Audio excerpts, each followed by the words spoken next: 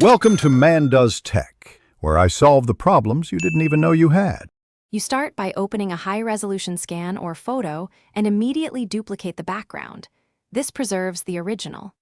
Next, set the document to 16-bit if possible, because it retains color detail during heavy edits.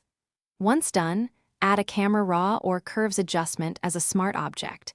This gives you reversible control. Make sure to set your working space and view at 100% to judge noise and grain. These first steps stop you from destroying subtle tones later. Now you tackle color and contrast systematically. Pull a gentle S-curve on RGB to restore contrast, then switch to individual red, green, blue curves to correct color shifts. After that, use selective color or color balance to neutralize dominant casts. Work separately on highlights, midtones, and shadows so nothing looks flat. Once the global balance is close, target local areas with hue/saturation and layer masks. This lets you remove a blue cast from a sky without ruining. Finish by merging a copy to a new layer and apply subtle sharpening. High pass at 1 to 2 px on soft light works for most photos. Avoid over-sharpening grain. Then reduce noise selectively.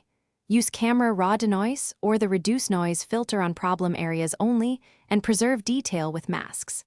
If colors still look off, check your monitor calibration and toggle the working profile. If banding appears, convert to 8-bit and apply slight blur or grain to hide it. Thanks for watching. If you found this helpful, don't forget to like and subscribe.